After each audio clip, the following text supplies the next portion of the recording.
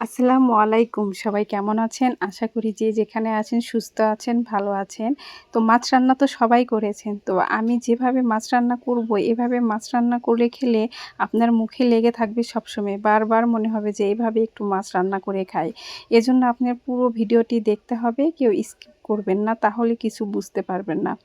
তো এখানে আমি একটু কার্পু মাছ নিয়েছি। এগুলো পুকুরে তাজা মাছ, এখনই কাটা হয়েছে। তো মাছগুলো একদম অনেক তাজা, দেখতেই পাচ্ছেন। তো এখানে পেঁয়াজ আর আমি এটা কাঁচামরিচ পাকা, যেটা গাছের উঠানো, এটা দিয়ে আমি রান্না করব। আর এখানে কাঁচা আছে।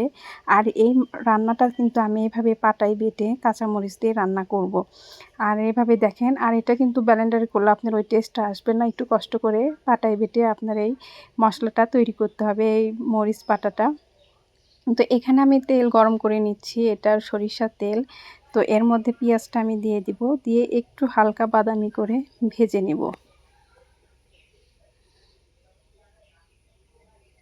তো পেঁয়াজটা কিন্তু আমার বাদামি করে, তো পেঁয়াজটা আমি বাদামি করে ভেজে নিয়েছি। তো এখন এর মধ্যে আমি প্রথমে আদা রসুন বাটা, জিরা বাটা দিয়ে দিলাম।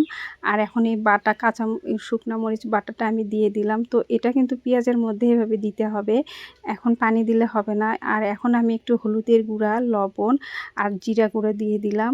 তো এর ভেতরে কিন্তু মশলাটা আপনি খুব ভালোভাবে কষিয়ে নেবেন। আর পানিটা কিন্তু একটু পরে দিতে হবে, এই তেলের উপরে মশলাটা খুব ভালোভাবে কষিয়ে নিতে হবে। তো আমি এখানে একটু সামান্য পরিমাণ পানি দিয়েছি, যেহেতু লেগে যাওয়ার ভয় আছে। তো এইভাবে বড় মাছের মাথা আপনি রান্না করলে এই মশলার ভিতরে প্রথমে মাথাটা দিয়ে নেবেন, দিয়ে একটু কিছুক্ষণ কষিয়ে নেবেন, তাহলে মাথার ভিতরে সব মশলা ঢুকে যাবে। এখন আমি অন্য মাছের পিসগুলো এখানে দিয়ে দিব।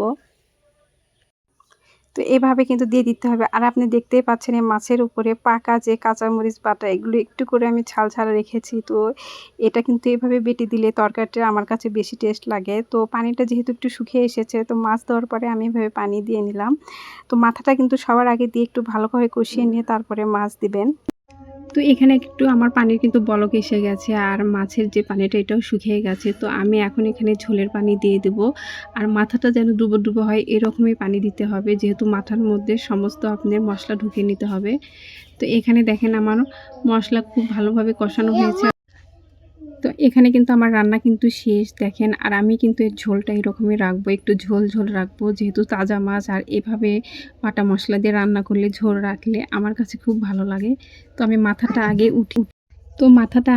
উঠাই নিলাম। এখন যেহেতু এই ঝোলটা একটু উপরে দিয়ে দিব, তো মাছটা উঠানোর সময় আপনারা যখন সার্ভ করবেন তখন একটু ঝোলগুলো উপরে দিলে এই মশলাগুলো। তো এখন আমি একটা একটা করে পিস পিস এখানে উঠে নিচ্ছি। আর এই মাছের রান্নাটা এত মজা ছিল। তো এভাবে কিন্তু আমি সবগুলো উঠে নিচ্ছি। তো আমার এই মাছ রান্না যদি দেখে আপনাদের একটু ভালো লাগে থাকে, তো এভাবে অবশ্যই মাছ ঝোল করে নেবেন। আর আমার ভিডিওটি দেখার জন্য অনেক ধন্যবাদ। সুস্থ